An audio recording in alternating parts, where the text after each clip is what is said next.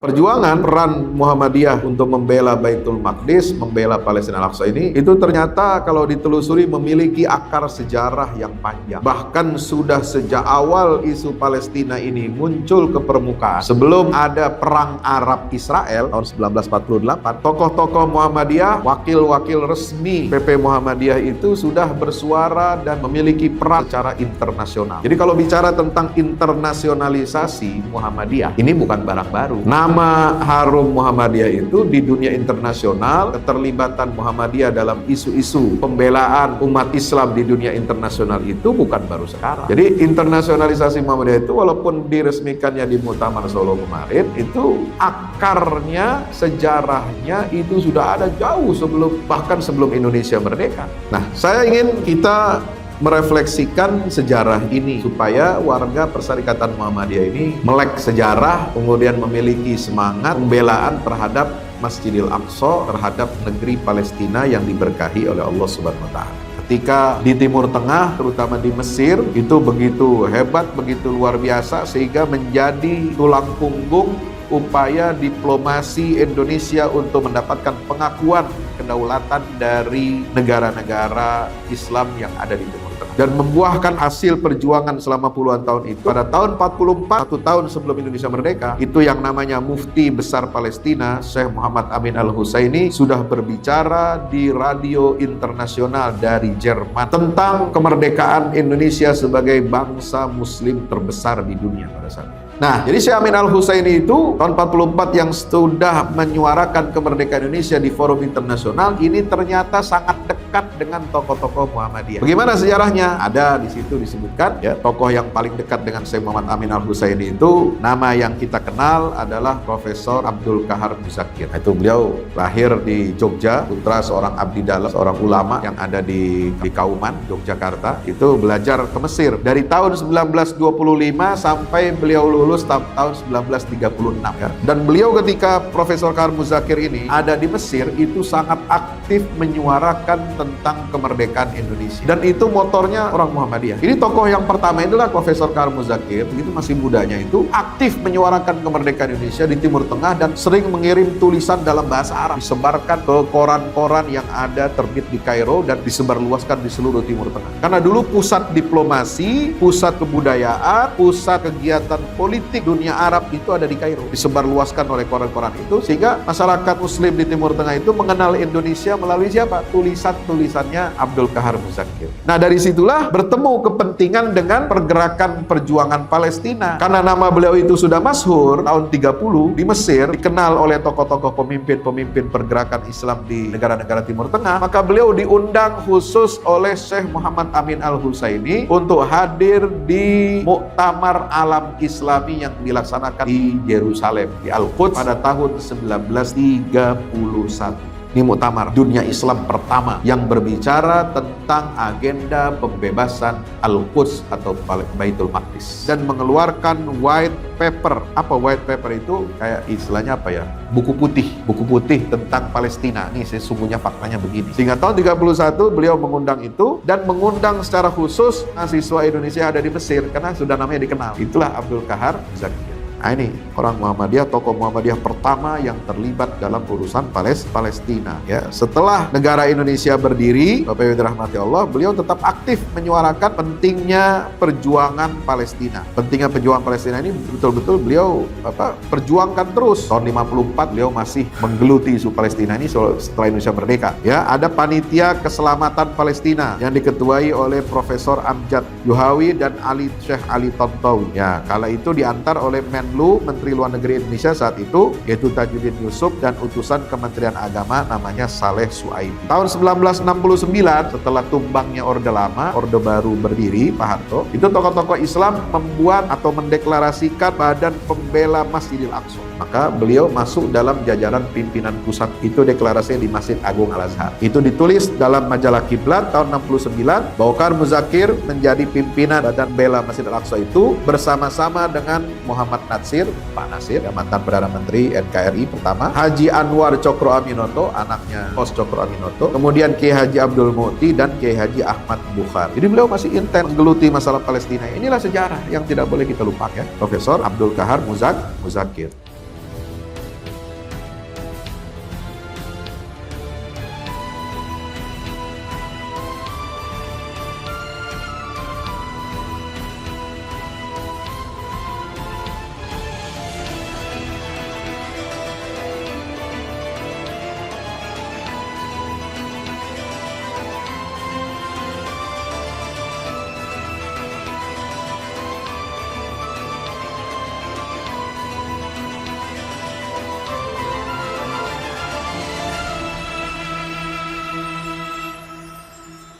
Bismillahirrahmanirrahim. Subhanaka la ilma lana illa ma 'allamtana innaka antal alimul hakim. Nun wal qalam wa ma yasturun. Rabbana atina min ladunka rahmah wa hayyi lana min amrina rasyada. Rabbana atina fid dunya hasanah wa fil akhirati hasanah wa qina adzabannar. Ahyikum bi tahiyatil Islam. Assalamualaikum warahmatullahi wabarakatuh. Alhamdulillah wa syukrulillah wa la hawla wa la quwwata illa billah. Assalatu wassalamu ala ashrafi al-anbiya wal mursalin Muhammad Rasulillahil amin wa ala alihi wa sahbihi wa man tabi'ahum bi ihsanin ila yaumiddin, amma ba'du. Bapak Ibu hadirin hadirat jamaah Majelis Taklim Ahad pagi, kajian Ahad pagi Masjid At-Tanwir PP Muhammadiyah Jakarta, yang insya Allah mudah-mudahan kita semua senantiasa dirahmati Allah Subhanahu wa Ta'ala. Alhamdulillah, mari kita bersyukur kehadirat Allah Subhanahu wa Ta'ala.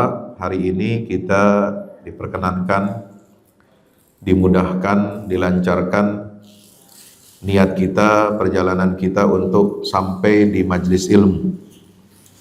Mudah-mudahan setiap langkah kaki kita, setiap pengorbanan kita, niat kita untuk hadir, untuk menambah ilmu, menambah dan meningkatkan ketakwaan kita kepada Allah Subhanahu wa Ta'ala, mudah-mudahan dibalas oleh Allah dengan limpahan karunia, dengan ampunan dan juga keberkahan dari Allah Subhanahu wa Ta'ala.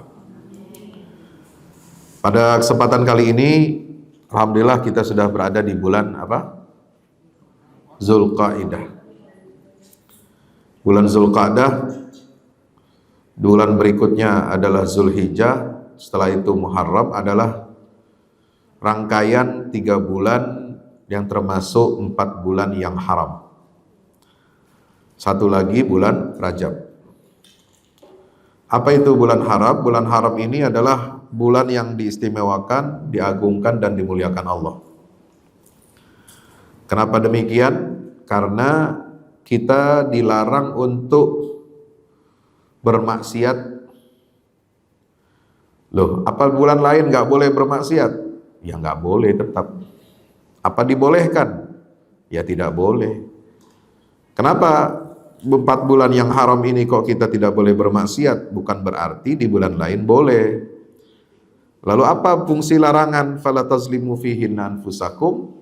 Karena maksiat, pelanggaran-pelanggaran terhadap aturan Allah, syariat Allah di bulan-bulan ini, itu dosanya dilipat gandakan sama Allah.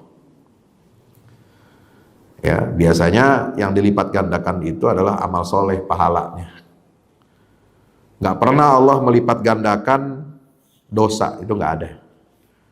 Ya, kalau dosanya cuma 1 sekali, ya ditulis sekali 1. Walaupun dia dosa besar, walaupun dia dosa menengah, walaupun dia dosa kecil, tetap 1 ditulis. Kalau amal soleh kebalikannya, 1 amal soleh bahkan baru cuma niat tapi nggak kesampaian, udah ditulis 1 amal solehnya, pahalanya 1, dan kalau dilaksanakan itu pahalanya jadi 10 kali lipat. Kecuali di bulan Zulqa'dah, Zulhijjah, Muharram dan Rajab, larangan itu, ya, maksiat itu kalau kita lakukan itu dosanya dilipat gandakan oleh Allah Subhanahu wa Ta'ala. Maka itu kita harus berhati-hati.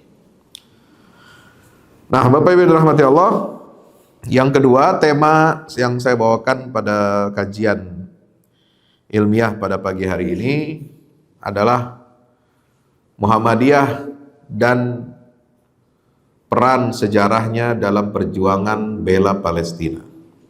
Sebagaimana kita ketahui kemarin pada tanggal berapa? 7 Mei, ya, hari Selasa kemarin, serentak 172 perguruan tinggi Muhammadiyah dan Aisyah itu menyelenggarakan aksi protes, aksi bela Palestina di 172 perguruan tinggi Muhammadiyah dan Aisyah. Juga didukung oleh lembaga-lembaga, sekolah-sekolah, mulai dari SD, MI, MTS, SMP, dan Madrasah Aliyah, SMA, SMK, ya, Muhammadiyah se-Indonesia juga itu ikut mendukung aksi bela Palestina di lembaga institusi sekolah masing-masing. Nah, ini pertama kali dalam sejarah modern ya di Muhammadiyah diadakan event yang luar biasa seperti ini. Terus apakah peran Muhammadiyah itu baru sekarang? Ada nggak latar belakangnya? Ada nggak sanadnya? Kalau kita bicara ilmu biasanya ada istilah sanad. Riwayat hadis ada sanadnya, mata rantai perawinya.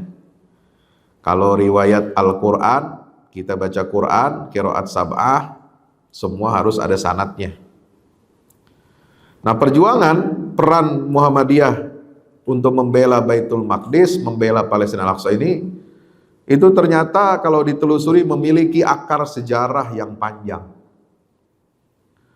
Bahkan sudah sejak awal isu Palestina ini muncul ke permukaan, sebelum ada perang Arab Israel tahun 1948 yang disebut dengan Nakbah. Nakbah itu tragedi, derita rakyat Palestina mengungsi, terusir dari negerinya karena diusir oleh gerombolan Zionis Yahudi ya, yang mendirikan negara Israel secara ilegal tahun 48 ya. Jauh sebelum perang Arab Israel itu tahun 48 ya, tokoh-tokoh Muhammadiyah, wakil-wakil resmi PP Muhammadiyah itu sudah bersuara dan memiliki peran secara internasional. Jadi kalau bicara tentang internasionalisasi Muhammadiyah, ini bukan barang baru. Ya. Nama harum Muhammadiyah itu di dunia internasional, keterlibatan Muhammadiyah dalam isu-isu pembelaan umat Islam di dunia internasional itu bukan baru sekarang. Ya, bukan baru dirumuskan pada muktamar apa itu? Muktamar Solo apa sebelumnya itu? Ya? Makassar, enggak. Jadi internasionalisasi Muhammadiyah itu walaupun diresmikannya di Muktamar Solo kemarin, itu akarnya, sejarahnya itu sudah ada jauh sebelum, bahkan sebelum Indonesia merdeka. Ya, jauh sebelum ada perang Arab Israel di Timur Tengah tahun 48. Ya. Nah, saya ingin kita merefleksikan sejarah ini supaya warga Perserikatan Muhammadiyah ini ya melek sejarah, kemudian memiliki semangat pembelaan terhadap Masjidil Aqsa, terhadap negeri Palestina yang diberkahi oleh Allah Subhanahu wa taala. Apalagi peran dan kontribusi Muhammadiyah di Indonesia ini yang memiliki lembaga-lembaga pendidikan dari tingkat dasar sampai perguruan tinggi, ini sudah dikenal luas di kalangan para pemimpin Palestina sekarang ini. Terakhir saya kemarin tanggal berapa? 15 Oktober sampai 20 Oktober ya. Saya berada di Qatar tahun 2023. Jadi seminggu setelah pecah ya serangan Badai Al-Aqsa tanggal 7 Oktober 2023 itu saya ada menghadiri konferensi internasional di Qatar. Ya. Kemudian qadarullah dipertemukan dengan pemimpin tertinggi rakyat Palestina sekarang yang melakukan perlawanan terhadap Zionis. Beliau sekarang berdomisili di Qatar, di Doha. Ya, itu Dr. Ismail Haniyah, di mana keluarganya kemarin anaknya ada 3, cucunya juga syahid digempur, dibom oleh Israel. Belum lama, kurang lebih sebulan, kalau nggak salah pas bulan puasa awal atau sebelum puasa itu. Subhanallah. Ya. Nah, beliau di situ menyampaikan ketika pertemuan dengan saya, sampaikan salam khusus kepada pimpinan pusat Muhammadiyah dan mengapresiasi persyarikatan kita ini, serta meminta bantuan, meminta kerjasama nanti rekonstruksi pasca perang di Gaza. Dalam hal apa? Dalam membangun kampus-kampus, ya, dalam membangun institusi pendidikan tinggi yang sudah dihancurkan oleh Zionis Israel. Jadi beliau tahu Muhammadiyah ini kiprahnya luar biasa dalam bidang pendidikan. Dalam mengelola rumah sakit tahu.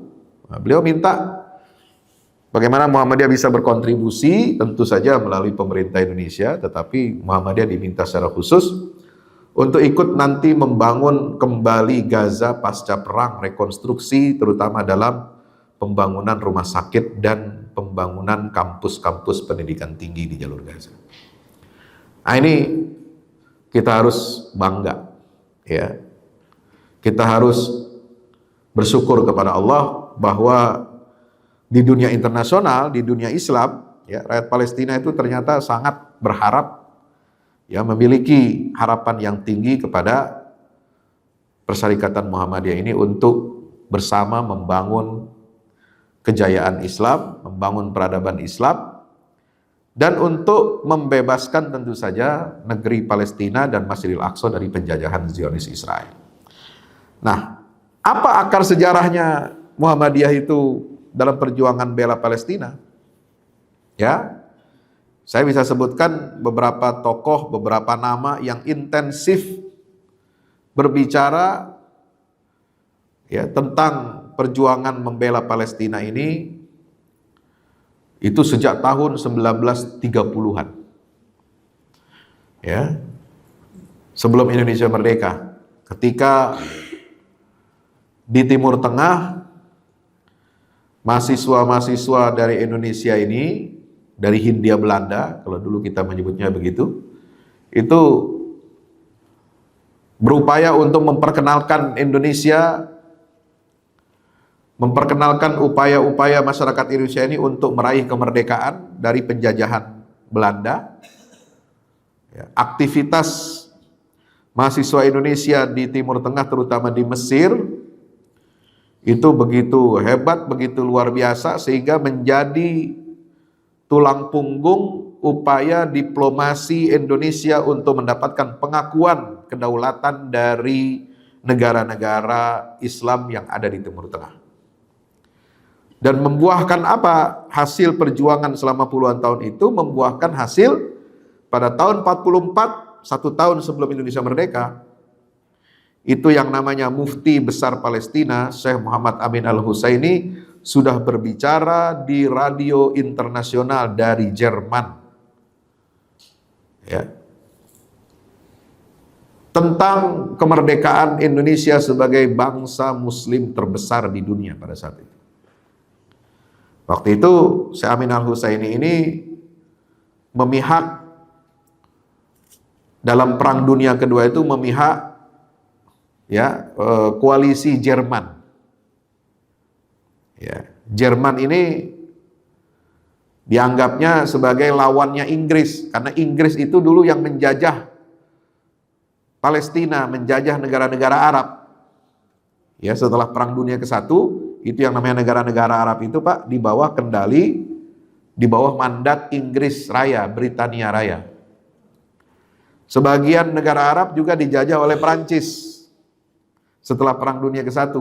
Maka karena Perang Dunia Kedua, ya, Jerman itu poros, koalisi kekuatan negara poros melawan sekutu, Inggris melawan Prancis dan melawan Amerika, ya, dan Amerika, maka pemimpin-pemimpin Palestina ini berpihak kepada Jerman agar harapannya apa? Bisa mengalahkan kekuatan sekutu dan mengembalikan kemerdekaan negara-negara Arab. Dan itulah yang diharapkan oleh Syekh Muhammad Amin Al-Husaini, karena Jerman waktu itu sudah berhasil mengalahkan dan mencaplok Belanda. itu Belanda yang ngejajah kita itu, dulu udah dikalahin sama Jerman, Perang Dunia Kedua. Tahun 1942 Jerman itu kan keluar dari Indonesia. Kenapa? Kenapa? Diganti Jepang kan?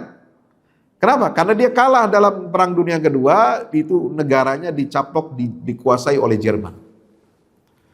Nah, maka Syekh Amin Al-Husaini waktu itu dari Jerman berpidato menyampaikan bahwa dengan keluarnya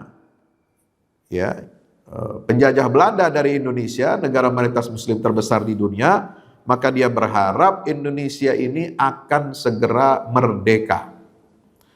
Ketika negara Indonesia waktu itu berada di bawah kendali siapa? Jepang. Jepang itu koalisinya, sekutunya siapa? Jerman.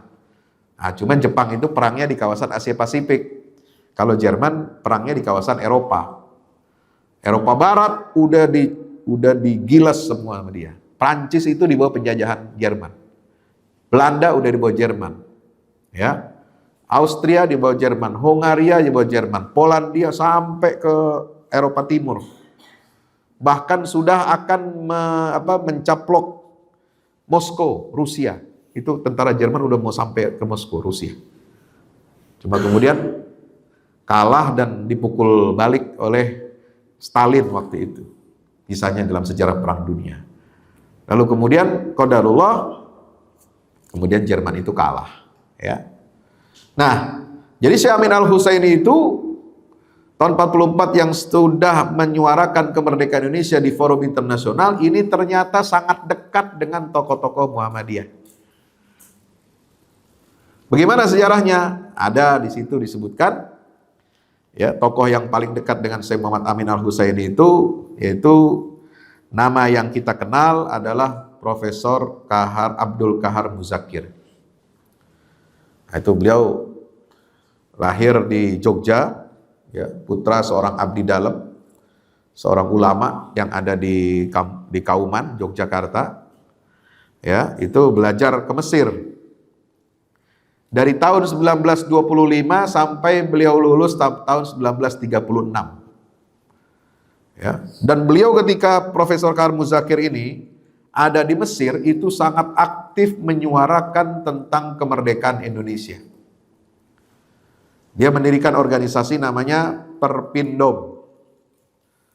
Itu mahasiswa Timur Tengah ini menyuarakan kemerdekaan Indonesia karena masyarakat terpelajar. Dan itu motornya orang Muhammadiyah. Dan karena sama-sama berjuang ingin merdeka, maka aktivitas Abdul Qahar Muzakir muda yang waktu itu adalah mahasiswa di Universitas Darul Ulum Kairo Mesir itu Darul Ulum, ada namanya Darul Ulum. Jadi Darul Ulum ini adalah fakultasnya studi Islam yang ada di Kairo University. Nah, dia beda dengan Al-Azhar. Kalau Al-Azhar khusus semua fakultas ilmu-ilmu agama. Waktu itu belum ada fakultas umum. Karena di Al-Azhar baru ada fakultas umum, kedokteran, teknik, apa macam-macam. Itu baru tahun 60. Tahun segitu Al-Azhar masih universitas tradisional yang hanya mengajarkan ilmu-ilmu agama, fakultas-fakultas agama. Ya, maka Prof. Abdul Qahar Muzakir ini belajarnya bukan di Al-Azhar, dia di Universitas Darul Ulum Kairo, di mana di situ lebih modern dan ide-ide modern pengaruh daripada Syekh Muhammad Abduh dan Syekh Rashid Ridho itu sangat besar pengaruhnya di Universitas Kairo, yaitu di Fakultas Darul Ulum. Jadi tokoh-tokoh pembaharu Islam itu kebanyakan di Mesir, mereka belajarnya di Darul Ulum. Kenapa? Karena itu pengaruh Muhammad Abduh sangat luar biasa. Nah, Muhammadiyah ini kan didirikan oleh Kiai Ahmad Dahlan, itu apa? Pengaruh dari gerakan pembaharuan Syekh Muhammad Abduh di Mesir dan Rashid Ridho. Jadi menggabungkan antara salafiyah ya dengan tajdid. Ya, Muhammadiyah ini ada irisannya juga dengan salafi sekarang yang kontemporer, cuma banyak juga bedanya. Ya, sama-sama memberantas TBC, tahayul, bid'ah, khurafat. Sama-sama memurnikan tauhid, ya. Sama-sama akidahnya Ahlus Sunnah. Sama-sama praktek ibadahnya tidak boleh ada bid'ah gitu kan. Itu kesamaan kita dengan salafi. Tapi kita ini salafiyah, gerakan kembali kepada Al-Quran dan Sunnah, ya, dan tidak terikat kepada salah satu mazhab tertentu dalam fikih maupun akidah.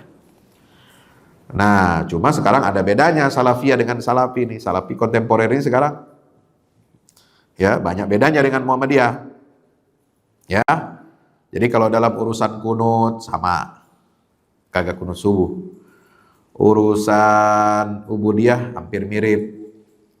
Ya, tapi kalau urusan urusan hari raya, ya, kalau kita sudah pakai hisab, nah dia masih neropong gitu, pakai ru'yatul hilal. Ya, dan harus taat kepada keputusan ulil amri, itu salafi. Kalau Muhammadiyah udah nggak begitu, ya. Apalagi bedanya? Soal musik, nah lagi rame kemarin. Ya, kalau kita kan nyanyikan lagu Mars Muhammadiyah, Aisyah kan pakai ada musiknya, ada iramanya, ada nadanya, pakai alat musik, ya. Dan nggak masalah. Jadi hukum musik ini kita tidak mengharamkan secara mutlak dan tidak membolehkan secara mutlak. Yang tengah-tengah aja. Ada musik yang haram, ada yang halal. Nah, yang halal yang kita pakai, yang haram enggak. Yang haram itu yang bagaimana? Yang menganjurkan, yang mendorong, yang memotivasi untuk maksiat, mengumbar syahwat, birahi, nafsu, ya, yang bikin tambah orang gemar bermaksiat, judi, minum khamr, main perempuan diiringi dengan musik yang gumblang-gumblang gitu, ya, kayak di klub-klub malam. Nah, itu haram. Ya, tapi kalau musik dipakai untuk semangat jihad, pakai lagu mars organisasi, ya, mengingatkan orang kepada perjuangan Islam, mendorong orang untuk bergerak, berjuang untuk Islam, ya nggak masalah. Ya halal-halal saja, kan begitu.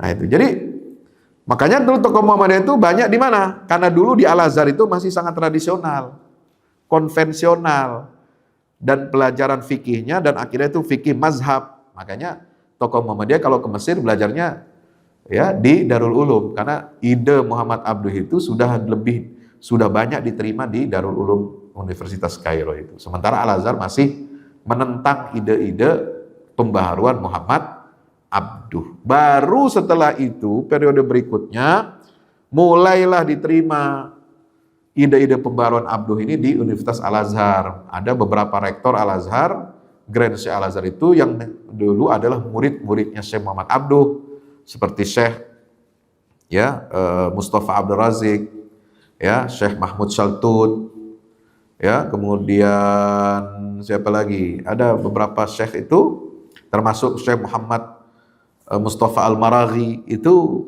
dia Grand Syekh Al-Azhar yang menjadi pengikut dan murid-muridnya Syekh Muhammad Abduh, ya. Nah, Bapak Ibu dirahmati Allah, jadi ini tokoh yang pertama adalah Profesor Kaharul Muzakir, itu masih mudanya itu aktif menyuarakan kemerdekaan Indonesia di Timur Tengah dan sering mengirim tulisan dalam bahasa Arab, disebarkan ke koran-koran yang ada terbit di Kairo dan disebarluaskan di seluruh Timur Tengah. Karena dulu pusat diplomasi, pusat kebudayaan, pusat kegiatan politik dunia Arab itu ada di Kairo. Ya, aktivitas politik, ya, pergerakan, pemikiran itu semua pusatnya ada di Kairo. Nah, beliau itu menulis banyak di koran-koran itu dalam bahasa Arab. Disebarluaskan oleh koran-koran itu sehingga masyarakat muslim di Timur Tengah itu mengenal Indonesia melalui siapa? Tulisan-tulisannya Abdul Qahar Muzakir ini. Luar biasa. Nah, dari situlah bertemu kepentingan dengan pergerakan perjuangan Palestina. Ya. Karena nama beliau itu sudah masyhur tahun 30 di Mesir, dikenal oleh tokoh-tokoh pemimpin-pemimpin pergerakan Islam di negara-negara Timur Tengah, maka beliau diundang khusus oleh Syekh Muhammad Amin Al-Husaini untuk hadir di Muktamar Alam Islami yang dilaksanakan di Yerusalem, di Al-Quds pada tahun 1931. Ini muktamar dunia Islam pertama yang berbicara tentang agenda pembebasan Al-Quds atau Baitul Maqdis. Kenapa? Apa latar belakang muktamar ini diadakan? Pada tahun 1929, ya, Mufti Besar Palestina Amin Al-Husaini ini melakukan penyelidikan atas dampak ekonomi, sosial, dan politik pasca keputusan Inggris yang pada tanggal 2 November tahun 1917 itu mengeluarkan deklarasi Balfour. Deklarasi apa? Balfour namanya. Catat. Ya, Balfour. 2 November 1917. Apa isi deklarasi itu? Menteri Luar Negeri Inggris namanya Arthur James Balfour mengirim surat kepada Lord Rothschild, ya, bukan Lord Rangga, ya, bukan Lord Opung, ya, Lord Rothschild, ya. Itu isi suratnya apa? Menjanjikan kalau Inggris menang dalam Perang Dunia I, Inggris itu kan waktu itu kan sekutunya sama tuh, masih Inggris, Prancis sama Rusia. Ya, itu sekutu Perang Dunia I. Kalau menang Perang Dunia Pertama melawan Kekaisaran Jerman, waktu itu Jerman belum republik, belum ada Nazi. Kekaisaran Jerman dan Kekaisaran Ottoman Utsmaniyah di Turki, ya, maka wilayah-wilayah bekas jajahan atau wilayah taklukan Ottoman Turki ini kemudian mereka akan, terutama Palestina, itu akan diserahkan kepada Yahudi. Ya, kenapa? Karena Yahudi itu yang membiayai perangnya Inggris. Mesin perangnya Inggris itu dibeli dengan dana Yahudi. Itu pinter dia. Ya, walaupun keblinger, pinter juga itu. Pinter dia, tahu dia celah-celahnya. Gimana caranya bisa menguasai Palestina ini? Dia numpang.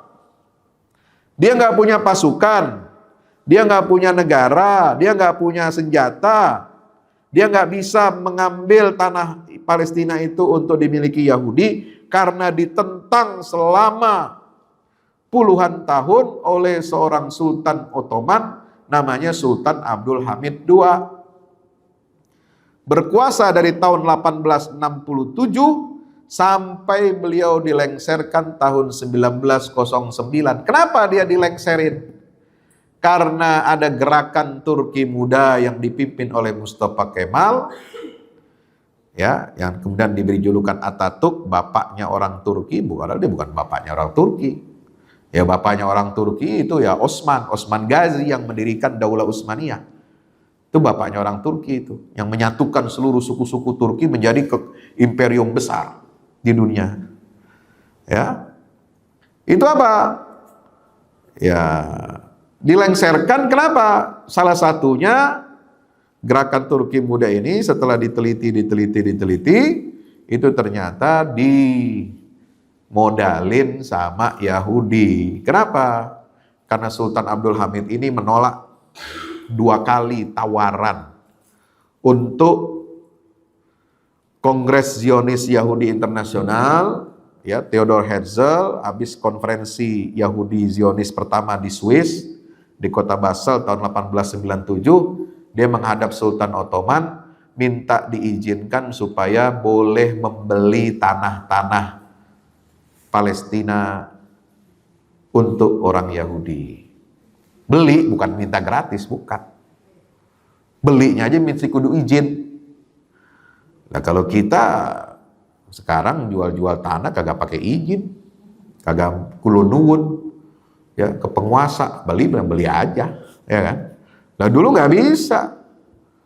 Di mana itu tanah suci Palestina itu di bawah kendali kekuasaan Ottoman. Orang Yahudi kalau mau beli tanah, kayak orang sekarang, orang Cina beli tanah di Jogja, nggak bisa dia. Nggak bisa, kecuali pakai orang lain. duitnya dari dia, baru bisa beli. Ya. Itu nggak boleh, nggak punya hak tanah dia di situ. Ya. Karena itu wakaf milik umat Islam.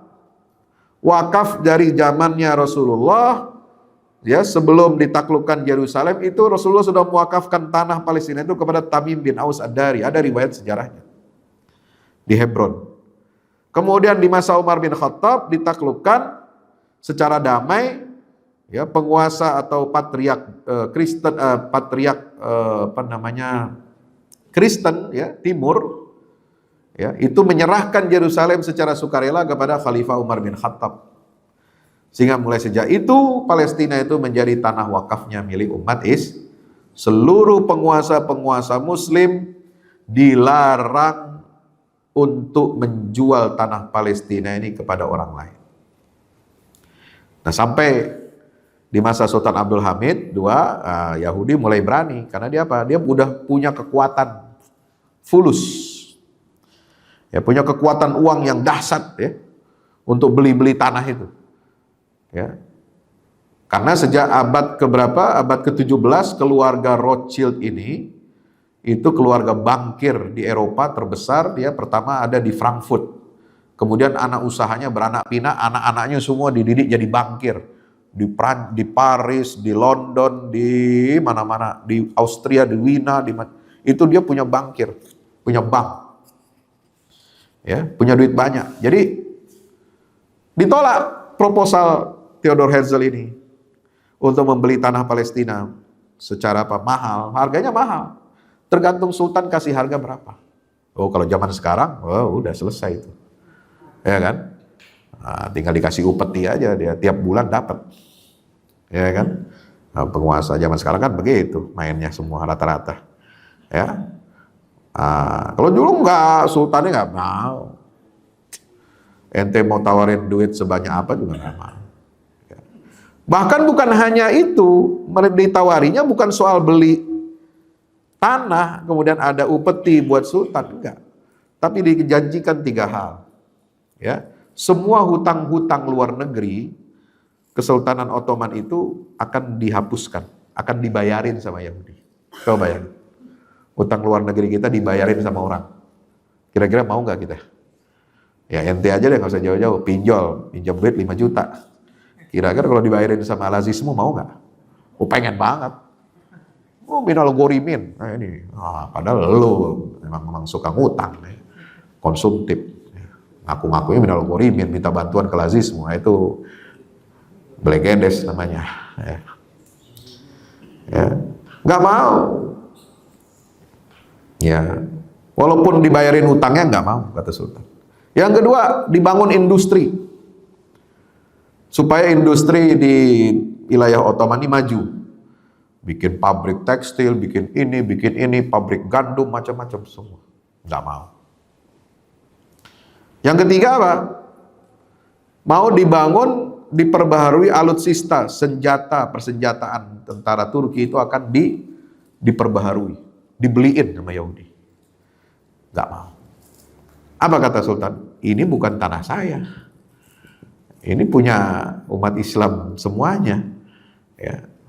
Kalau saya jual, saya mungkin dapat untung di dunia, tapi saya rugi di akhirat. Ya, pertanggungjawaban saya berat nanti di hadapan Allah. Maka nggak bisa, nggak tembus tuh. Sampai 2 kali, tahun 1897 nawarin itu, tahun 1902 ditawarkan itu nggak mempan. Maka dibuatlah gerakan klandestin bawah tanah untuk menjatuhkan Sultan Ottoman ini.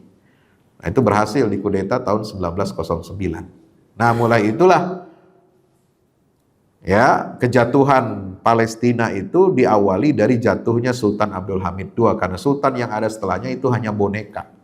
Bonekanya gerakan Turki muda. Ya, sampai kekuasaan Ottoman itu terlibat dalam Perang Dunia ke-1, lalu kemudian kalah lawan Inggris. Ya udah, Inggris yang akhirnya mewarisi wilayah-wilayah kerajaan Ottoman termasuk Palestina. Udah, nggak pakai beli lagi. Ya, udah diserahkan sama Inggris gitu.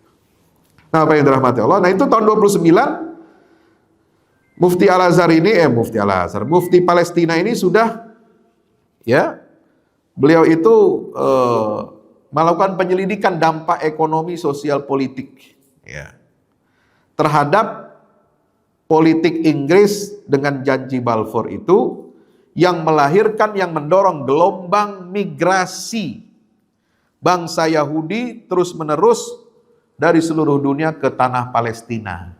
Nah, karena merasa udah dapat jaminan, ya, surat tanahnya udah dikasih sama bos tanahnya, ya kan, sama tengkulaknya, nih surat tanahnya udah ada sama gue, ya lu tinggal datang aja mari. Nah datang tuh, berbondong-bondong, pelan-pelan, ya kan.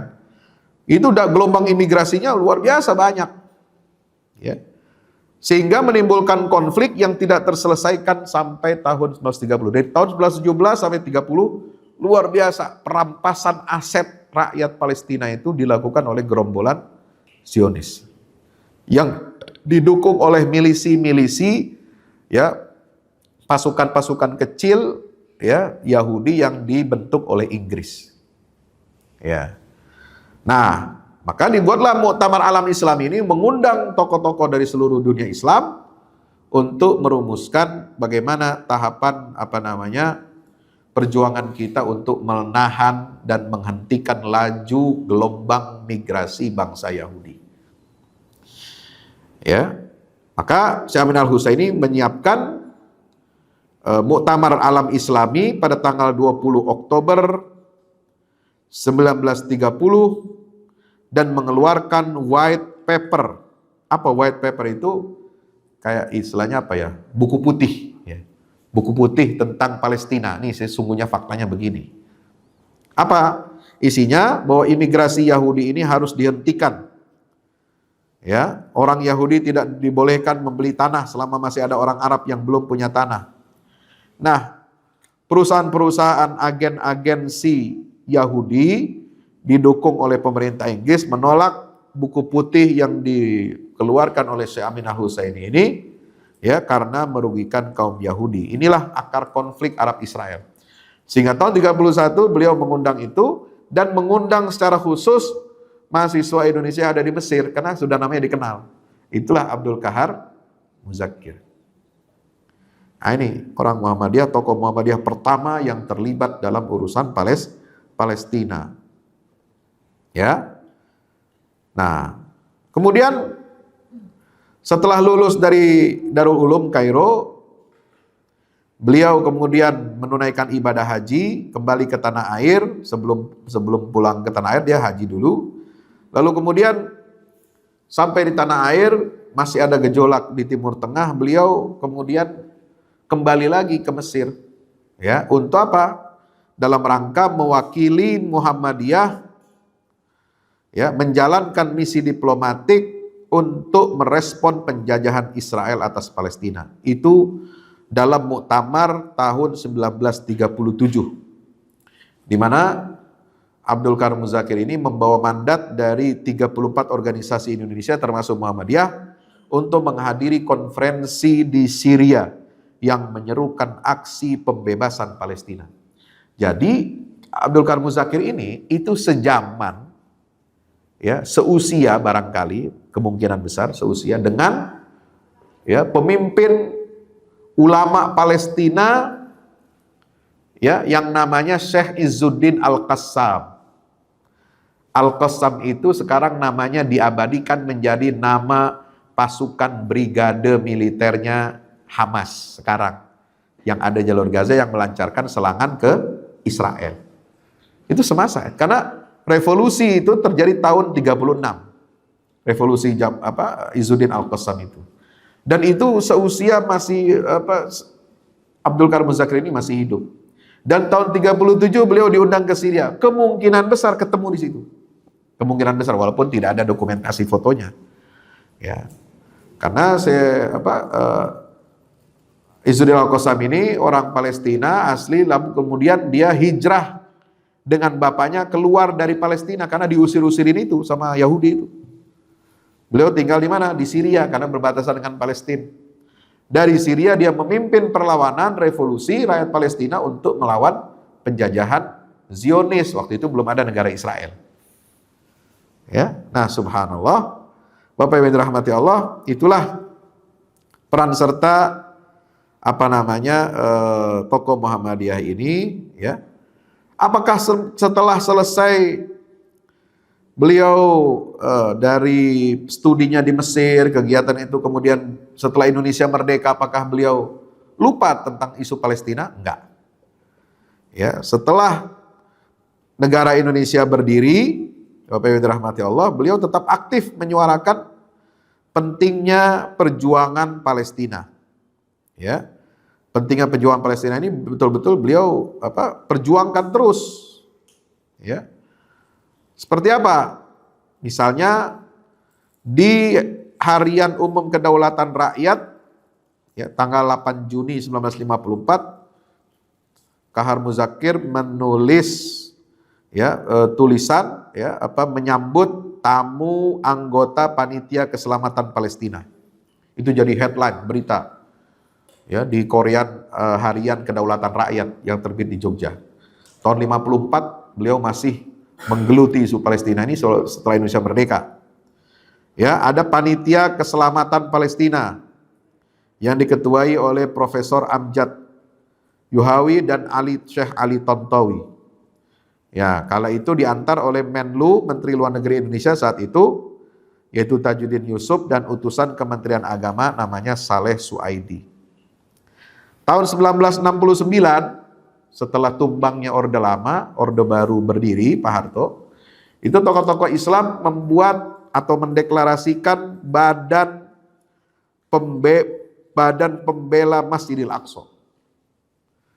Maka beliau masuk dalam jajaran pimpinan pusatnya. Pimpinan Pusat Badan Pembela Masjidil Aqsa, disingkat BPMA. Itu deklarasinya di Masjid Agung Al-Azhar. Ya.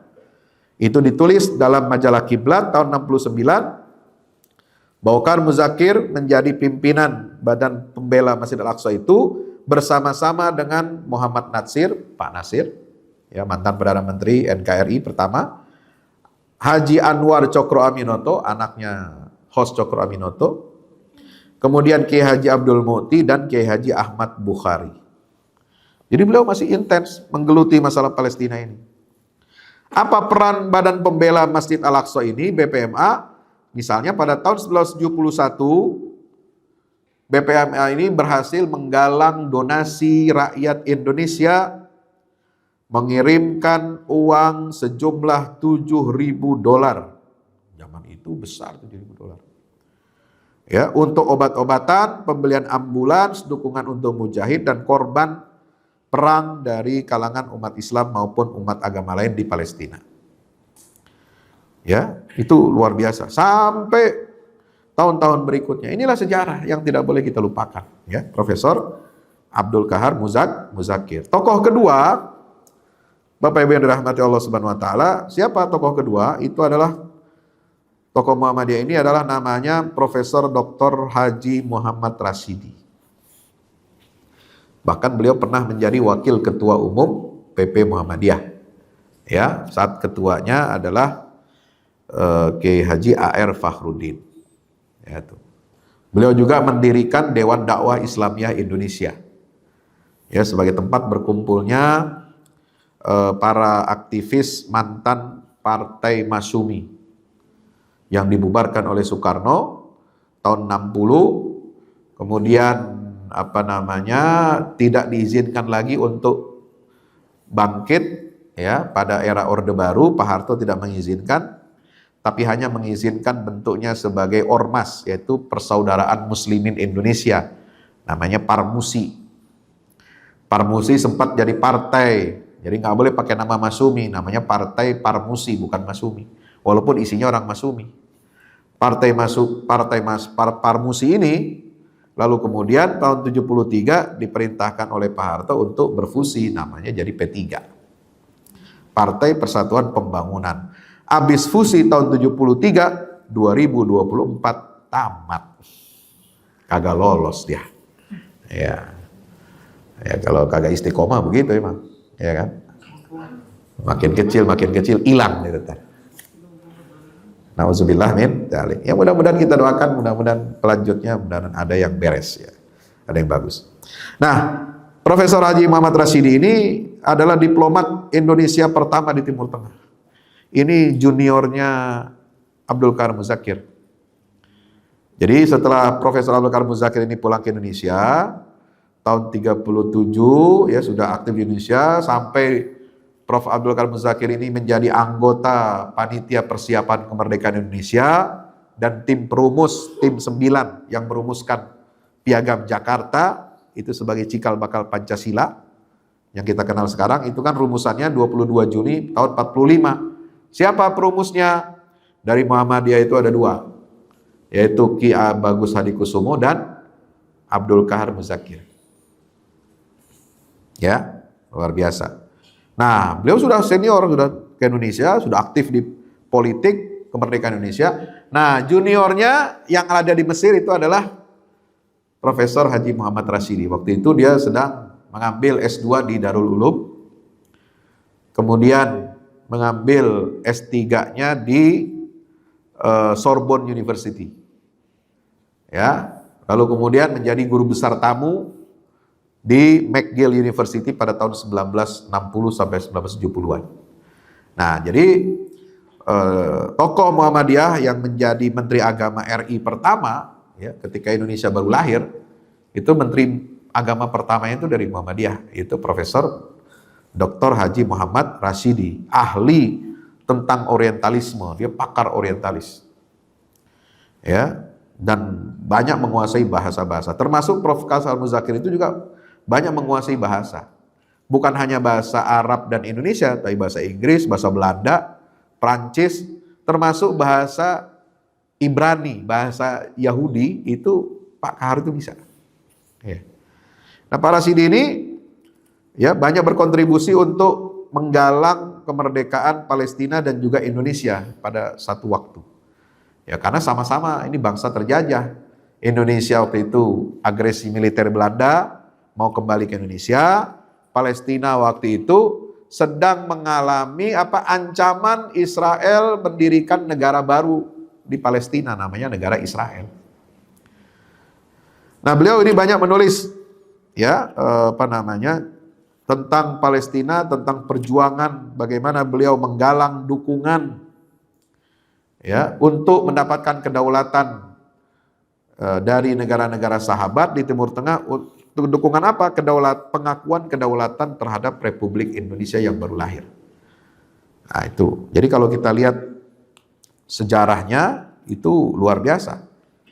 Ya, dia yang menemani Kiai Haji Agus Salim sebagai Menteri Luar Negeri ya RI, kemudian AR Baswedan, itu kakeknya Pak Anies, kemudian satu lagi siapa?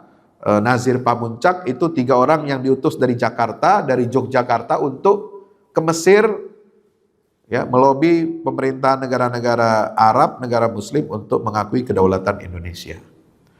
Ya, padahal Belanda masih berkuasa di Indonesia, masih bercokol dengan agresi militer itu. Maka lalu kemudian ya dengan bantuan Profesor Haji Muhammad Rashidi ini, ya, Indonesia mendapatkan pengakuan dari pemerintah Mesir. Itu yang melobi. Masuk, bertemu dengan Perdana Menteri Mesir, waktu itu Fahmi Nurasi Bashar, ketemu dengan organisasi Jamiyah Subhanul Muslimin, ketemu dengan pimpinan Jamaah Ikhwanul Muslimin Hasan Al-Banna, ketemu dengan tokoh-tokoh Timur Tengah, termasuk Amin Al-Husaini, termasuk ini macam-macam tokoh-tokoh. Ya, ketemu juga dengan Raja Faisal, waktu itu masih pangeran. Dia putra Raja Abdul Aziz. Ya, bapaknya masih jadi raja, tapi waktu itu Raja Faisal jadi pangeran. Nah, itu juga ditemui. Ya, untuk menggalang dukungan sehingga Indonesia ini kedaulatannya diakui oleh negara-negara di Timur Tengah.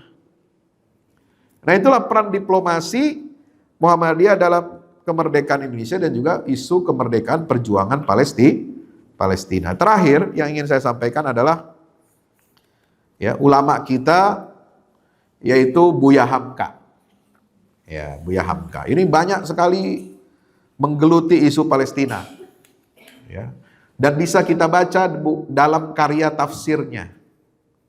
Tafsir Al-Azhar itu banyak menyinggung tentang tanah Palestina, karakter bangsa Yahudi, bagaimana rahasianya umat Islam kalau ingin menang melawan Yahudi.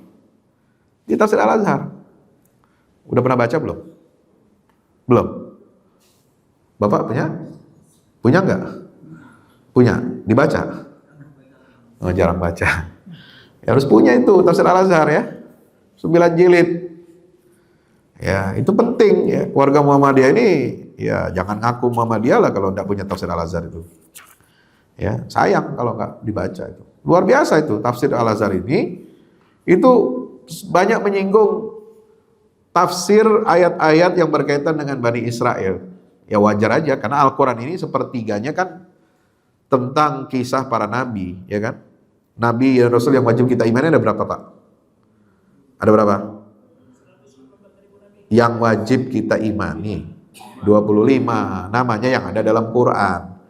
Ya, kalau yang 124.000 itu kita nggak wajib imani karena itu keterangan dari Rasulullah.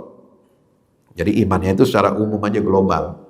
Tapi yang wajib kita tahu namanya ada dalam Quran itu 25. Ya, dari 25 itu nabi-nabi Bani Israel atau yang sebelum ada Bani Israel yang tinggal di Palestina memakmurkan Baitul Maqdis itu ada 17 nabi.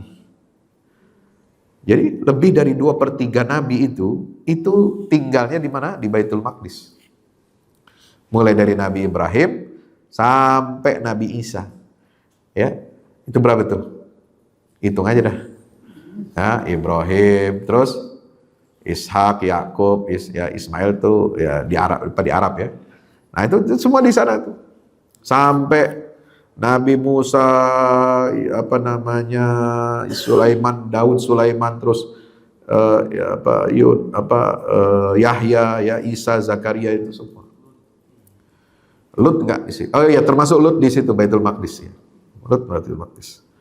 Ya, semua tinggal di situ. Makanya wajar kalau isi Al-Quran ini sepertiganya itu bicara tentang Baitul Maqdis. Jadi kalau ditanya Bapak Ibu, berapa ayat yang bicara tentang Masjidil Aqsa Baitul Maqdis? Berapa?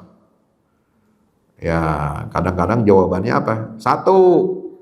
Subhanalladzi asra bi 'abdihi lailan minal masjidil haram ilal masjidil aqsa. Itu aja yang dihafal. Ya diputer-puter tiap tahun. Peringatan Isra Mi'raj. Ya, tapi sebenarnya yang bicara tentang Masjidil Aqsa itu enggak cuma satu itu. Semua surat-surat Al-Qur'an yang bicara tentang Nabi Bani Israel pasti bicara tentang Baitul Maqdis. Minimal tanahnya, kondisinya, cuacanya, bagaimana perjuangan para nabi dan rasul di situ gitu. Itu ada. Makanya Buya Hamka ini menjelaskan rinci. Contoh ya. Ini di surat Al-Baqarah ayat 64. Coba baca ayat 64. Ada mushafnya?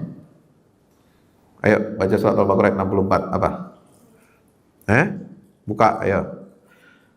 Tsumma tawallaitum min ba'di dzalik falaula fadlullahi 'alaikum wa rahmatuhu lakuntum minal khasirin. Gitu. Ya, ini menceritakan apa?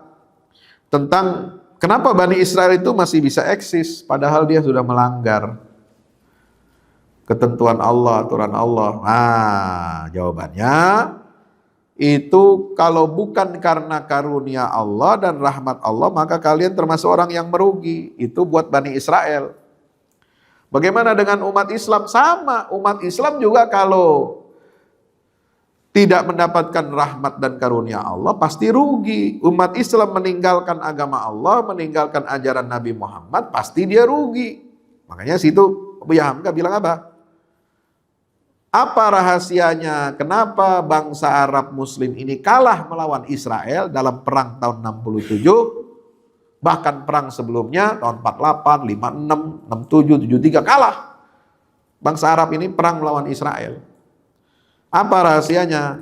Karena kata Buya Hamka, umat Islam itu berperang ingin merebut Palestina, ingin merebut Masjidil Aqsa, ya, melawan Israel itu tidak lagi menyebut-nyebut Islam.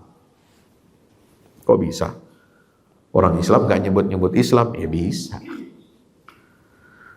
Ya, orang Islam nggak nyebut Islam itu bagaimana? Apa nggak sholat? Sholat. Apa enggak puasa Ramadan? Puasa, tapi enggak pernah menyebut Islam. Enggak pernah menjadikan Islam itu sebagai basis perjuangannya, pergerakannya, ideologinya, enggak. Banyak Muslim yang begitu, banyak. Ya, kalau Muhammadiyah kan ideologinya jelas, ya, dasarnya jelas, ajaran Islam, ya, sebagai basis gerakan ideologi. Kemudian dakwah amar ma'ruf nahi munkar. Tapi yang nggak berhimpun di ormas Islam, umat Islam yang nggak kenal Islam itu banyak. Sekuler, nggak menyebut-nyebut Islam. Nah itu kondisi di zaman itu, di masa Arab melawan Israel itu tidak lagi menyebut-nyebut Islam. Islam mereka tukar dengan nasionalisme, jahiliyah, dengan sosialisme ilmiah ala Marx. Jadi mau melawan Yahudi, kita meninggalkan Nabi Muhammad, tapi kita malah mengangkat Karl Marx orang Yahudi. Kan lucu. Ya, itu kondisi negara itu begitu. Dulu yang diangkat itu sosialisme Arab, pan-Arabisme, ya. Bagaimana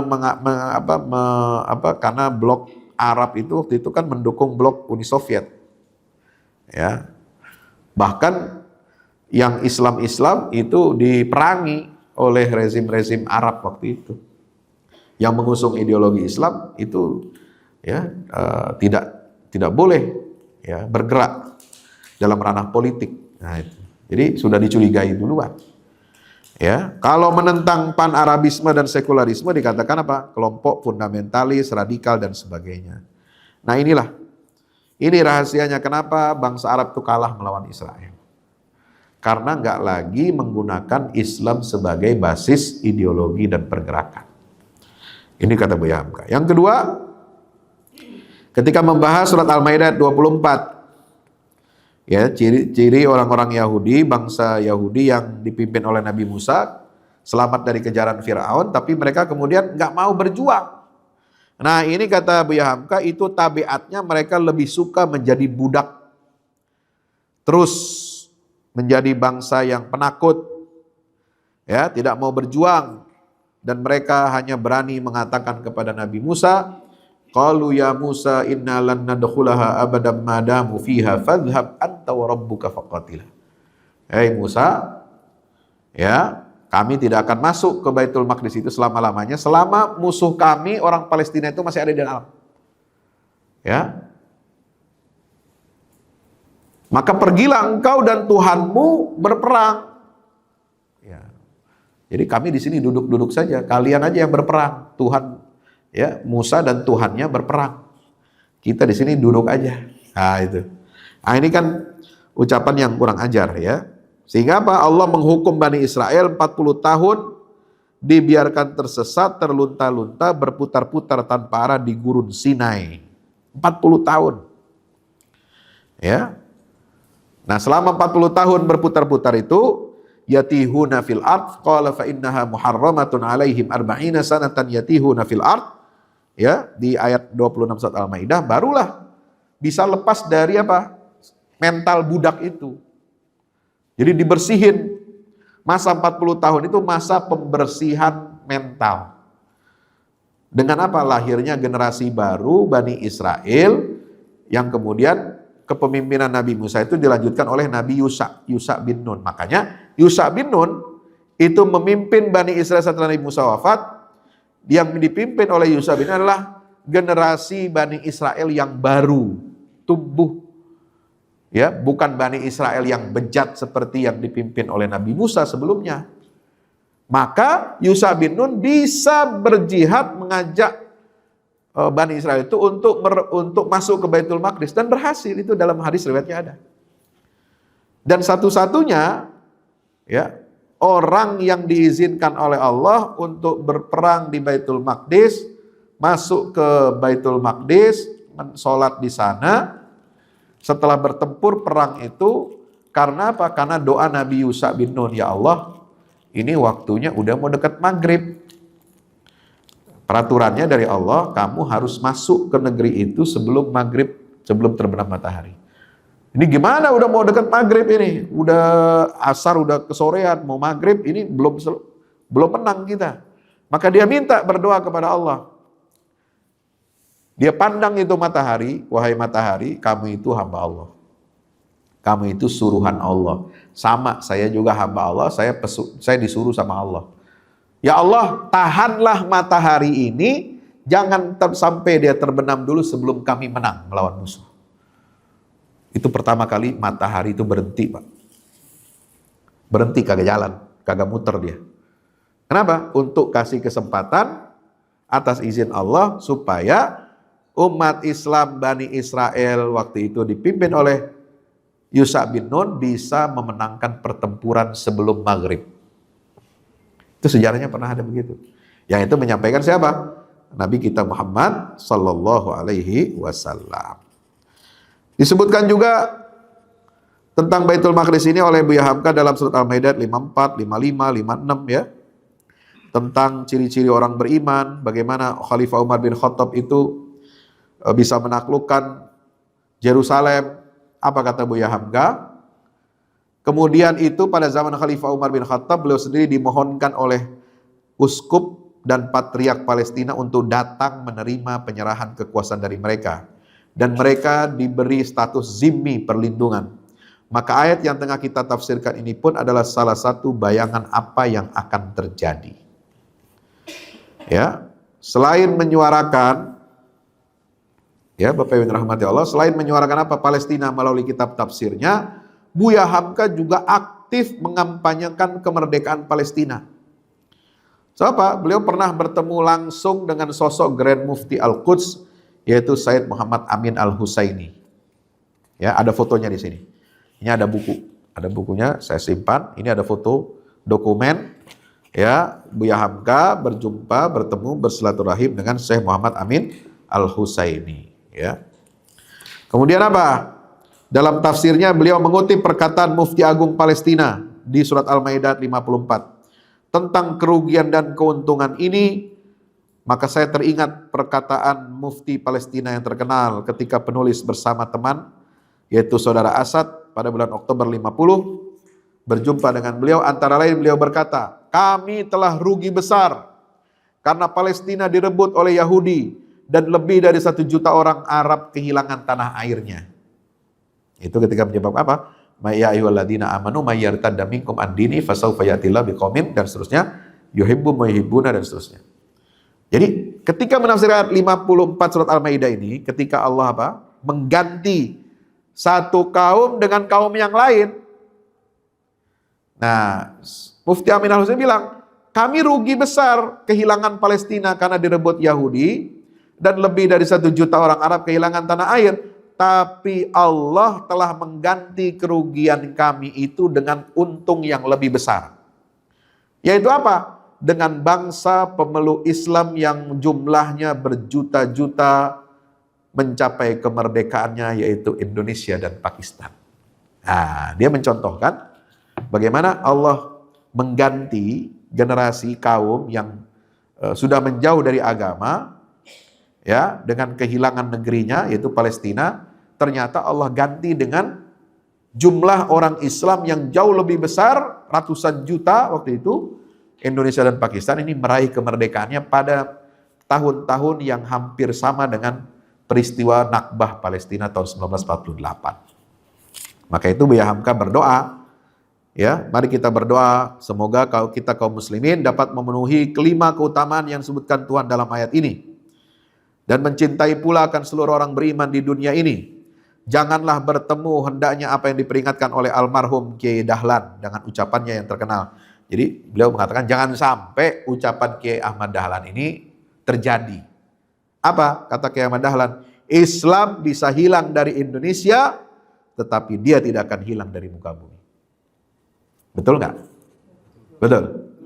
Iya, Islam bisa aja hilang dari Indonesia kalau penganut Islamnya pada malas.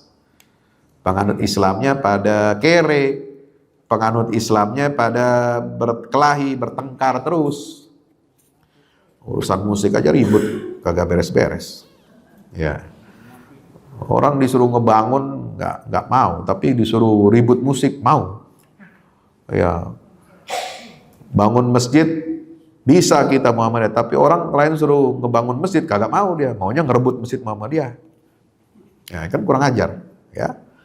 Maka Bapak Ibu dirahmati Allah, kita harus begini, harus punya kekuatan, punya solidaritas, punya kekuatan untuk apa? Membangun izul Islam wal muslimin.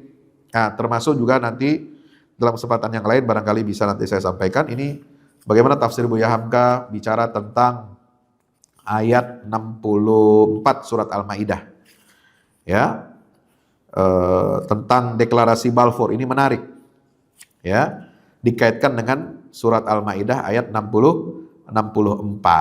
Bagaimana ceritanya dikaitkan dengan Sultan Abdul Hamid II tadi yang saya sudah ceritakan tadi di awal, bahwa serangkaian permusuhan dan kebencian antara orang Yahudi dan Nasrani yang tidak akan pernah damai selama-lamanya. Jadi Yahudi dan Kristen gak pernah damai. Yang kedua, Yahudi juga takut dengan persatuan Islam. Maka Yahudi mengusir warga Palestina dari tanah air mereka melalui deklarasi Balfour. Yaitu ketika Al-Quran mengatakan apa? Wa alqaina bainahumul adawata wal baghdha ila yaumil qiyamah kullama awqadu naran lil harbi atfaha Allah wa yas'auna fil ardi fasada wallahu la yuhibbul mufsidin. Ya. Bapak Ibu dirahmati Allah Subhanahu wa taala, itulah yang dapat saya sampaikan. Ya, mudah-mudahan bermanfaat bagi kita semua agar kita mengenal sejarah bagaimana Muhammadiyah melalui tokoh-tokohnya berkontribusi besar terhadap perjuangan kita untuk merebut kembali Baitul Maqdis. Saya nulis buku, ada buku judulnya baru terbit ini pas Ramadan kemarin, ya, runtuhkan Zionis, rebut Baitul Maqdis. Ya. Itu ada 3 bagian di buku ini, ya, di mana saya tulis 3 bagian ini. Ada kajian yang sudah saya sampaikan selama beberapa tahun sebelumnya, yaitu tahun 2021 ketika terjadi agresi, ya, Israel di jalur Gaza, ya, dengan operasi Saiful Quds. Itu saya mulai mengkaji ayat-ayat tentang perangai Yahudi. Kalau kita mau mengalahkan musuh, kita mesti kenal siapa musuh itu. Maka kita orang Islam harus tahu perangai Yahudi itu seperti apa. Nah, ini di bagian pertama ada 10 pembahasan tentang mengenal perangai Yahudi dalam Quran dan Sunnah Nabi SAW. Bagaimana dari awal mereka muncul, ya, udah muncul dengan apa? Pengkhianatan. Ya, bangsa Israel ini kan keturunan Nabi Yakub. Keturunan Nabi Yakub itu kan berarti kan Yusuf dan saudara-saudaranya. Nah, Yusuf itu diasingkan, dijebloskan ke mana? Ke sumur, ya, karena ulahnya saudara-saudaranya itu Bani Israel.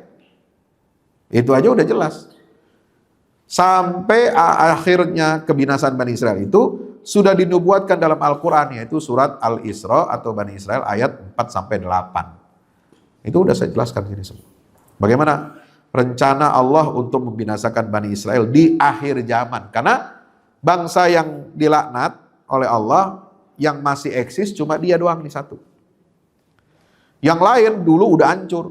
Bangsanya kaum Nabi Lut hancur, kaum Madian hancur, kaum Samud hancur, kaum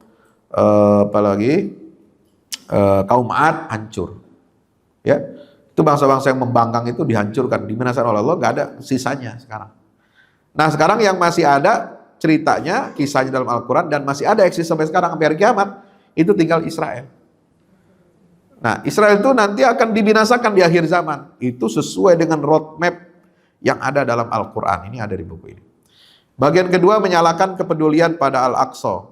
Ya, supaya kita ini punya ilmu tentang Baitul Maqdis, cinta kepada Baitul Maqdis, apa saja ayat-ayat dan hadis-hadis, ya, dari baginda Rasulullah tentang keutamaan Baitul Maqdis supaya kita peduli kepada perjuangan Al-Aqsa. Yang ketiga, bagaimana melahirkan kemunculan generasi baru perlawanan. Nah, ini bagaimana kita mendidik anak-anak kita supaya mencintai Baitul Maqdis, apa resep pembebasan Baitul Maqdis, bagaimana kita membaca serangan perlawanan Palestina tanggal 7 Oktober sampai sekarang, apa saja fitnah-fitnah yang dilemparkan terhadap gerakan ini semua ada di sini. Insya Allah mudah-mudahan bermanfaat, mohon doanya. Ya, silakan kalau ada yang ingin bertanya sebelum saya tutup.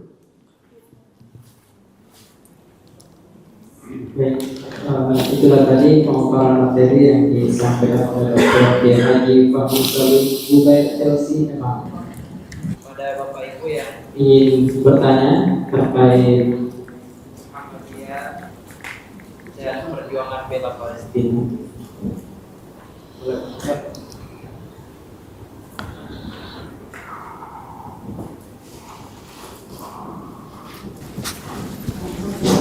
Pegang mic-nya juga ini untuk kamera.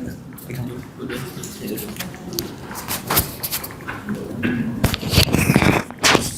Assalamualaikum warahmatullahi wabarakatuh. Terus terang ketika melihat buku dari Ustadz, saya kembali kepada tahun 95 saja. Karena kan tahun seperti itu, tahun saya baru menjadi mahasiswa. Capek melihat konflik yang ada di Palestina mengenai keadaan yang ada, apalagi tadi saya sempat menyakat sejarah ketika keadaan seperti itu ya ingin agar selesai. Dan Ustaz punya buku itu harapan saya lebih itu jelas terbuka. Karena kemarin waktu iktikaf di Masjid Ashifa itu banyak dibicarakan, mereka berusaha untuk ingin menolong Palestina. Begitu Ustadz. Nanti tindak lanjut buku itu seperti apa gitu? Maksudnya tindak lanjut apanya?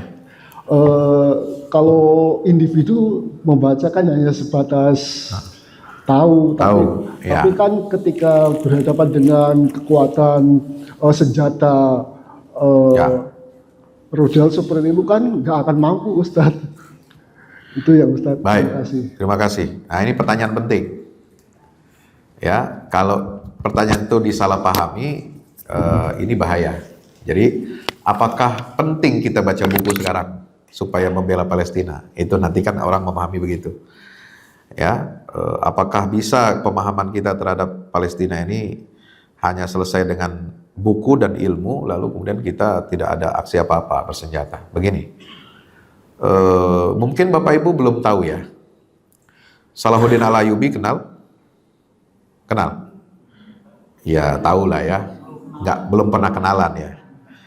Itu Sultan Daulah Ayyubiyah yang berhasil merebut kembali Baitul Maqdis dari penjajahan tentara apa? Tentara salib, the Crusaders. Ya, tahun 1187. Ketika dia berpidato sebelum pelaksanaan khutbah Jumat pertama di Masjidil Aqsa, apa dia bilang? Jangan kalian mengira bahwa kami bisa membebaskan negeri ini dengan pedang kalian, dengan senjata kalian, dengan pasukan berkuda kalian, infanteri, kavaleri, dan artileri kalian. Tidak. Kami bisa membuka negeri ini, membebaskan negeri ini dengan apa? Penanya seorang ulama yang namanya Qadhi Al-Fadhil. Jadi jangan remehkan tulisan. Ya. Ilmu ini penting. Ilmu itu dasar yang mengubah persepsi kita semua, umat ini. Satu generasi ini kalau bisa dirubah persepsinya tentang Masjidil Aqsa, tentang ilmu yang benar itu, maka itu akan melahirkan gerakan. Ya, maka Muhammadiyah itu gerakan, itu dasarnya dari ilmu. Kalau enggak dari ilmu, enggak mungkin Muhammadiyah bisa menjulang seperti ini. Ahmad Dahlan itu bukan cuma pandai beraksi, tapi dia juga punya ilmu. Ya, kenapa? Ilmunya tafsir surat Al-Ma'un. Itu ilmu bukan? Ilmu. Sederhana kelihatannya, tapi itu yang membuat akar amal kita menjadi kuat. Dan itu yang melahirkan sekian banyak amal. Ya, makanya pemimpin Palestina itu tertarik dengan Muhammadiyah. Kenapa? Karena tahu ini Muhammadiyah ini dibangun di atas pijakan yang kuat, ilmunya kuat, tradisi ilmunya kuat. Maka mereka minta supaya nanti berkontribusi. Gitu. Ya, jadi semua perjuangan itu harus dengan ilmu. Maka saya mengutip pendapat Profesor Dr. Abdul Fattah Al-Awaisi yang menulis buku Roadmap Pembebasan Baitul Maqdis, ya, ilmu itu harus memimpin perubahan, memimpin pembebasan, dan memimpin peradaban. Ya, jangan artis yang mimpin. Ya, orang nggak berilmu. Jangan pelawak yang memimpin perubahan. Ya, rusak, kacau balau negara kita ini. Umat kita hancur. Kalau artis, pelawak yang jadi model untuk perubahan. Ya. Jangan joget-joget yang mimpin. Mohon maaf ya, udah lewat. Ya, itu nggak menyelesaikan masalah. Gitu. Harus ilmu yang memimpin perubahan, pembebasan negeri-negeri Muslim dan membangun peradaban, itu ilmu. Dan Muhammadiyah itu on the track. Sebagaimana Salahuddin Al-Ayyubi itu dia mengatakan dengan tawadhu, dengan rendah hati, bahwa yang membebaskan negeri ini bukan pedang, tapi ilmu. Kalau nggak ada ilmu yang ditulis oleh pena Qadhi Al-Fadil itu, sehingga orang mengerti tentang pentingnya jihad fisabilillah. Orang ngerti jihad dari mana kalau bukan dari tulisan? Ada nggak? Nggak bisa. Cuma tradisi lisan? Nggak bisa. Ya, orang kalau tradisi lisan cuma dengar ceramah doang, ya susah. Ya, itu bukan ilmu namanya. Ceramah itu harus berbasis buku, ilmu. Ya, kajian itu harus dengan ilmu. Makanya kenapa menurut saya penting kita menyatukan persepsi dulu tentang Palestina dan Baitul Maqdis. Karena banyak umat Islam nggak ngerti sejarah, ya, sejarah bangsanya nggak ngerti, apalagi sejarah bangsa Palestina. Masjid Al-Aqsa nggak ngerti. Banyak yang tidak mengerti narasi Al-Quran tentang Baitul Maqdis. Seolah-olah Al-Quran bicara tentang Al-Aqsa itu cuma satu ayat. Itu kan parah itu. Taunya subhanalladzi aja. Ya, sama dengan bicara tentang ayat puasa, cuma kutiba lagi. Kutiba alaikumusiyam gitu ya. Padahal bicara tentang Masjidil Aqsa itu ayatnya banyak sekali. Sepertiga Al-Quran itu bicara tentang Masjidil Aqsa. Kalau mau dikaji mendalam gitu ya. Nah, ini yang kurang dari kita. Hadis-hadis tentang Masjidil Aqsa. Ada nggak yang hafal? Nggak ada. Maka ulama zaman sekarang menulis kitab Al-Arba'un Al-Maqdisiyah. 40 hadis tentang keutamaan Baitul Maqdis itu harus dipelajari oleh setiap orang Islam. Sebab kalau nggak belajar itu, nggak tahu isinya, nah kita nggak ada tergugah kesadarannya untuk memperjuangkan Masjidil Aqsa. Saya kira itu Pak, demikian. Mudah-mudahan dari pemahaman terhadap buku itu akan melahirkan kesadaran. Ya, dan itu memang tidak mudah, tapi tetap harus kita mulai. Kalau nggak dimulai, ya susah. Ya, umat ini akan terpuruk terus kalau hanya mengandalkan apa?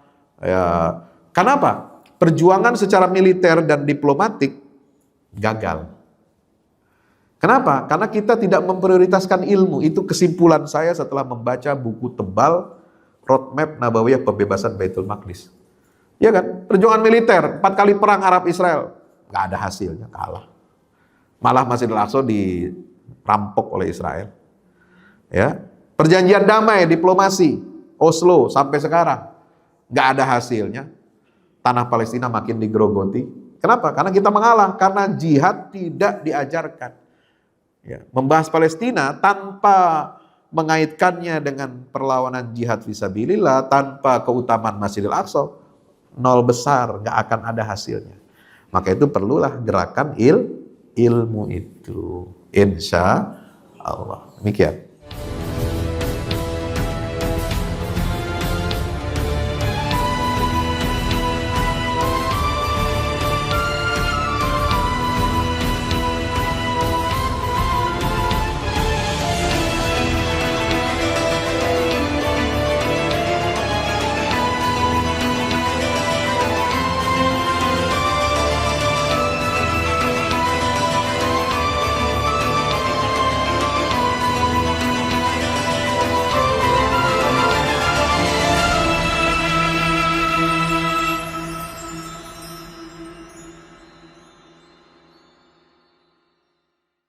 Assalamualaikum warahmatullahi wabarakatuh. Tahniah barakallahu fikum untuk guru kita semua Kiai Haji Fahmi Salim LCMA. Masya Allah tabarakallah, launching 2 buku Al-Mukarram, buku Wahai Anakku dan Runtuhkan Zionis. Dan selamat tahniah juga untuk peresmian gedung Al-Fahmu Institute Pusat Dakwah Al-Quran pada 26 Sya'ban hari Kamis 1445 Hijrah bertepatan dengan 7 Maret 2024. Saya adik kelas Ustadz Fahmi Salim di Mesir merasa ikut bahagia, ikut senang. Sekali lagi tahniah, ajmal at-tahani, ungkapan selamat yang terindah untuk Kiai Haji Fahmi Salim LCMA. Barakallahu fikum. Wassalamualaikum warahmatullahi wabarakatuh.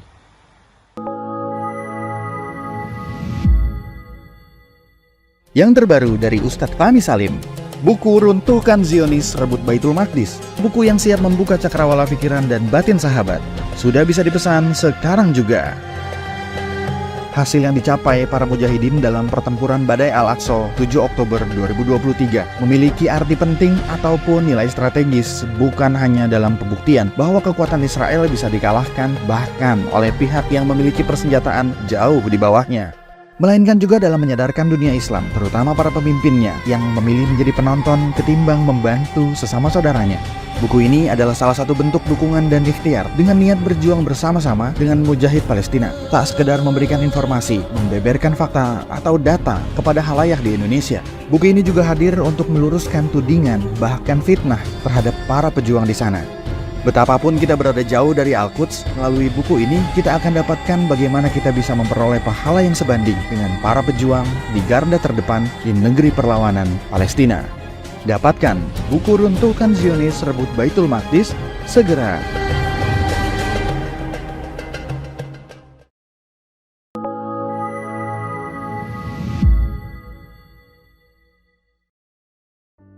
Assalamualaikum warahmatullahi wabarakatuh. Di zaman dan era global yang semakin menuntut kita untuk terus bergerak, ada kebutuhan yang senantiasa harus kita penuhi dalam kehidupan kita. Zaman di mana segala kebutuhan terasa sangat mendesak. Salah satunya adalah kebutuhan sarana dakwah Al-Quran sebagai pusat peradaban. Al-Fahmu Institute hadir demi menjawab kebutuhan akan sarana dakwah Al-Quran di era masa kini. Kami melihat latar belakang yang ada untuk menjawab tuntutan seperti kebutuhan sarana dakwah Al-Quran yang meningkat di ibu kota, kebutuhan akan pusat pembibitan hafiz Al-Quran, kebutuhan pusat pengkajian Al-Quran, kebutuhan akan pusat dakwah kreatif berbasis Al-Quran, kebutuhan sarana media perekat umat Islam, ibu kota dan Indonesia, juga kebutuhan akan adanya sarana pusat kaderisasi guru tahfiz dan mufasir di ibu kota. Yayasan Al-Fahmu International Indonesia sedang membangun gedung pusat dakwah Quran yang berlokasi di Jalan Pengukiran 3, Pekojan, Tambora, Jakarta Barat. Gedung pusat dakwah Quran ini insya Allah akan menjawab tantangan dan kebutuhan akan sarana dakwah Al-Quran yang ada, seperti yang digagas oleh Direktur Al-Fahmu Institute, Kiai Haji Fahmi Salim MA, yaitu tugas peradaban kita semua adalah untuk berperan dalam menerjemahkan cetak biru peradaban, yaitu Al-Quran, dalam dunia nyata. Kami mengajak jamaah semua untuk ikut dalam perdagangan yang tidak merugi ini, sebagaimana yang disampaikan dalam Al-Quran Surat Fatir ayat 29-30, yang artinya, sesungguhnya orang-orang yang selalu membaca kitab Allah dan mendirikan sholat dan menafkahkan sebahagian dari rezeki yang kami anugerahkan kepada mereka dengan diam-diam atau terang-terangan, mereka itu mengharapkan perniagaan yang tidak akan merugi, agar Allah menyempurnakan kepada mereka pahala mereka dan menambah kepada mereka dari karunia-Nya. Sesungguhnya Allah Maha Pengampun lagi Maha Mensyukuri. Gedung Pusat Dakwah Quran Al-Fahmu Institute terdiri dari 4 lantai, di mana di lantai 1 terdapat Masjid Quran Mulia, dan di setiap lantainya insya Allah diperuntukkan demi berlangsungnya tugas mulia dalam perjuangan dakwah Al-Quran.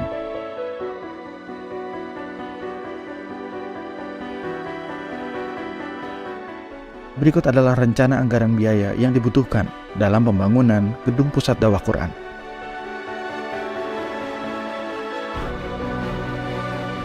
Dalam kesempatan yang mulia ini, kami mengajak jamaah semua untuk ikut dalam gerakan sedekah Lailatul Qadar di setiap malam ganjil di bulan Ramadan. Salurkan melalui nomor rekening berikut ini.